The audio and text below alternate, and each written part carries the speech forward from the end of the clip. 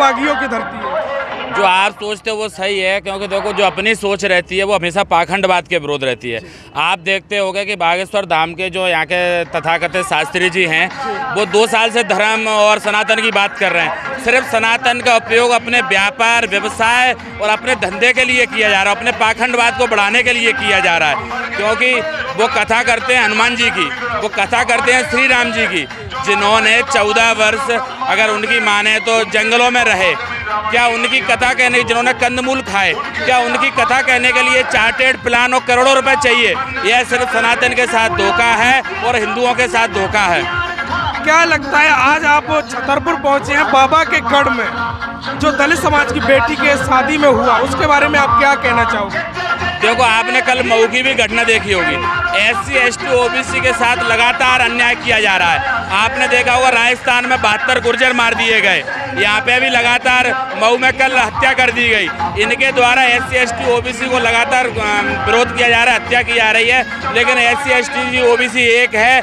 अगर आगे बात बागी की नहीं है, अब लड़ाई आमने और सामने की भी होगी। कोई भी व्यक्ति हो, जैसे भारत का कभी भी 151 में जमानत एक दिन में नहीं होती। बाबा के भाई ने फायर किया, दलित बेटी के साथ अत्याचार हुआ, मारपीट की है, तो कैसे बताइए मुझे। यही तो हमारी लड़ाई है, यही तो है। आप देखिए सुप्रीम कोर्ट के जज हों, कोई उंगली नहीं उठाता, लेकिन मैं खुल के बोलता हूँ, हाई कोर्ट के जज हों, न्यायपालिका हों, इनके जितनी व्यवस्था हैं, चाहे वो कलेक्टर साहब हों, चाहे कुलपति हों, सारी व्यवस्था में यही लोग बैठे हुए हैं। इनकी मतलब हमारी लड़ाई तो यही है कि अगर जातिगत जनगणना ही हम मांग क्यों करते हैं, हमें पता तो चले कि हमारे कितने लोग बैठे हैं, कितना अधिकार है। आज मान लो वहाँ अपना दलित भाई या OBC का व्यक्ति होता, वो देखता कि ये अन्याय हुआ है तो क्यों जमानत देता? उनको ये अन्याय नहीं दिखता है, उनको तो ये दिखता है कि हमारे व्यक्ति के साथ अन्य, वो अपने जो विशेष समाज के लोग हैं उनको ही अपना मानते हैं, उनको ही ये सारी चीज़ें मानते हैं। वो उनकी नज़र में जो हमला हुआ था वो दलित परिवार पे हुआ था। दलित परिवार को वो अपना मानते ही नहीं है, सिर्फ वोट बैंक के लिए, राजनीति के लिए दलित परिवार को अपना मानते नहीं। आप बता दो कौन किसके काम आ गया?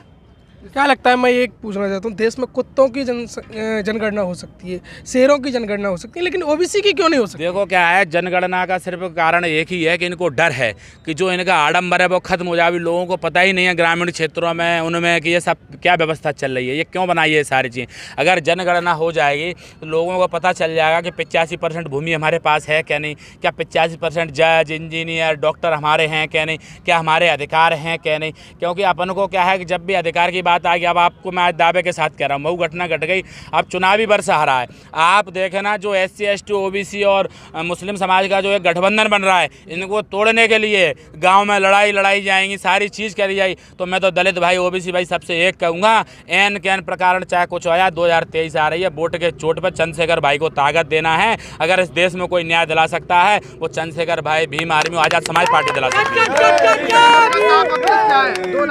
इस आंदोलन का साफ उद्देश्य बताइए। इस आंदोलन का उद्देश्य है पाखंडवाद के विरोध। अगर आप सनातन के नाम पर पाखंडवाद करोगे तो मैं हिंदू ना के नाते कह रहा हूँ, ये देश बिल्कुल सहन नहीं करेगा। ये देश सीधी सी एक लाइन का है, अगर आप साधु संत हैं, अगर राम जी की और हनुमान जी की कथा कहते हो तो आप बिना शुल्क लिए, बिना आडंबरों के, बिना व्यवस्था के कहिए, तो आपको ये सारी चीज़ें देखी जाएगी। बाबा के पाखंड की फैक्ट्री उखाड़ फेंकेगी। भैया फैक्ट्री तो उखड़ना ही उखड़ना है, ये तो तय कर लिया। ये क्या है, ये उसके विरोध में ही तो आए हैं, इससे 10 गुना आएंगे। फैक्ट्री तो उखड़ना है, इनको सही जगह भेजा जाएगा, ये बिल्कुल आप तय मान लीजिए। इनकी सही जगह है तो आप समझ लो, इनकी सही जगह ये है कि अगर इन्होंने आदिवासियों की ज़मीनों का गलत तरीके से खरीदी हैं और जैसे कई महिलाएं गायब हो गई हैं, ऐसा मैं सुनता हूँ, न्यूज़पेपर के माध्यम से कई लोग हो गए हैं, तो सही समय पे आने पे आप TV माध्यम से देखते रहोगे आसाराम जी की सही जगह क्या है, राम रहीम जी की सही जगह क्या है, तो बाबा जी को भी सही जगह मिल जाएगी। भैया मेरे को तो, मुझे तो कुछ लोग बता रहे थे, बात आसाराम जी की नहीं है, लेकिन क्या रहता है कि धर्म के नाम पे, जब आप सनातन के नाम पे और इन सब चीज़ों के नाम पे पाखंडवाद का बढ़ावा देते हो तो उसका परिणाम यही होता है। जी धन्यवाद। तो ये थे हमारे साथ रामप्रीत गुर्जर जी, जो चंबल में एक अच्छा प्रभाव रखते हैं और जो SC ST समाज की बात करते हैं। तो बने रहिए हमारे साथ, बहुत बहुत